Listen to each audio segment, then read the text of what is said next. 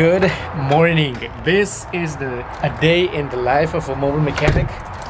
I am a mobile mechanic. If you haven't seen my videos, my name is Jorge and I'm a mobile mechanic. I've been a mobile mechanic for about how many years now? It's like 3 years, going like to 4 years. I've been a mechanic for about 6 or 7 years. So in my videos I share my day as a mobile mechanic, and today I got my appointments canceled, and so I have no work going on today. So I'm making a video about my business, how my business works. So if you're interested on knowing how my business works as a mobile mechanic, or how all of this works, continue watching this video. Oh, and subscribe.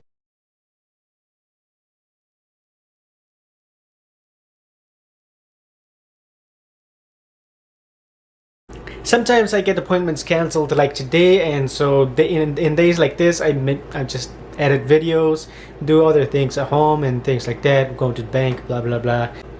And my job slows down on Christmas, New Year and 4th of July. Those are the main holidays that affect my work, or that affect me as a mobile mechanic. It slows down for me by this time, and it all depends on how much marketing that I do. If by this time I don't post anything on Craigslist or Facebook, then it's going to slow down for me. But I do get work, at least one job a day. And if it gets canceled, then sometimes I don't get anything during the day. But when it's not slow, if I get an appointment canceled, then by in the morning, then by afternoon I'm working again. Because I'm always getting calls. And when I get calls from my clients, the first thing that I ask is what city they are from, or what city the car is in, like where I'm going to go fix the car. And if it's within the area that I service, because if it's too far out, then I'm not going to go do it. I'm not going to take the job because it's just not profitable for me. And so that's why I ask what city they are calling from.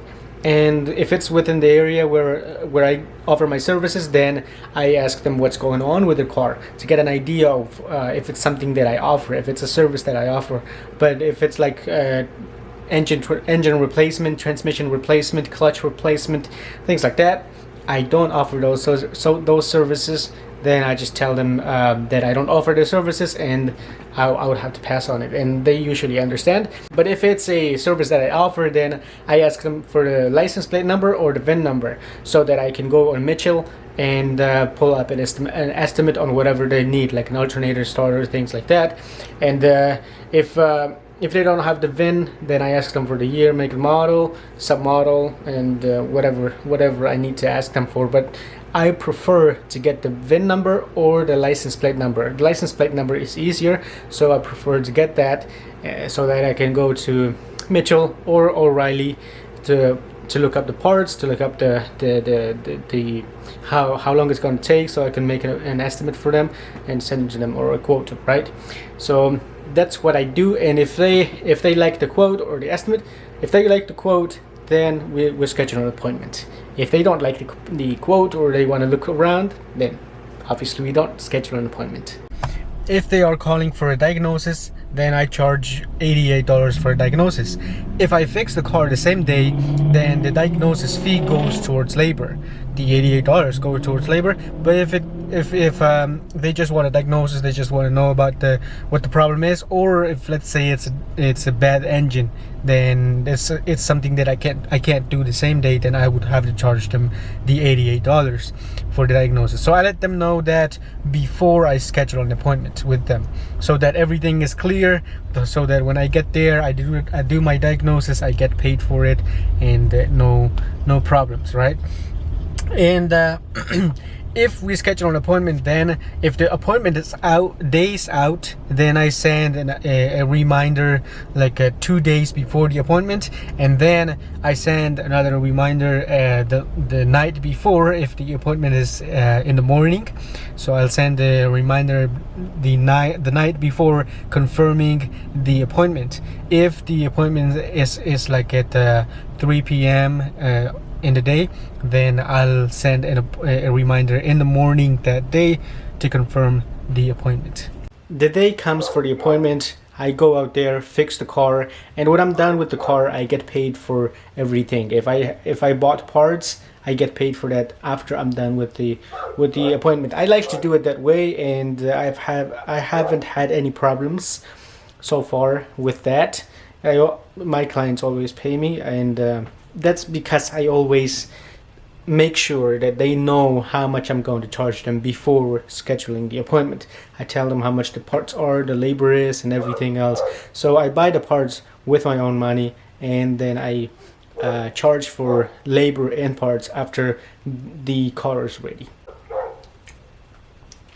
I give a 6 months warranty on labor and parts if I buy the parts. If the owner of the car buys the parts, then I give a 1 month warranty, because I don't know what quality are the parts, or if they are good quality or not. So I just give 1 month warranty on it. On the labor, I make sure that everything is good.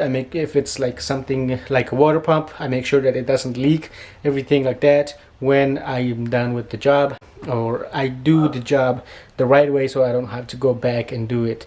But if I get called for the warranty, if something's wrong with the part that I installed or with the car, then I go back and check it. If it's something that if it's my fault, obviously I'm going to fix it. But if it's not my fault, then I'll let them know what it is, and I usually take pictures of whatever the problem is, if it's something visual. If not, then I explain it to them, and I tell them you can take it to another shop and get it diagnosed, if to make sure that I'm telling you the truth. So it works like that, and most people do understand, and that's how my business works. Alright, so subscribe to my channel, like this video, comment on this video, and hit the notification bell so that you don't miss any videos that I give out, that I put out there. So, and if you have any questions for me, comment it on this video, or whatever you want to ask me. Alright, you have a good one, and I'll see you in the next video.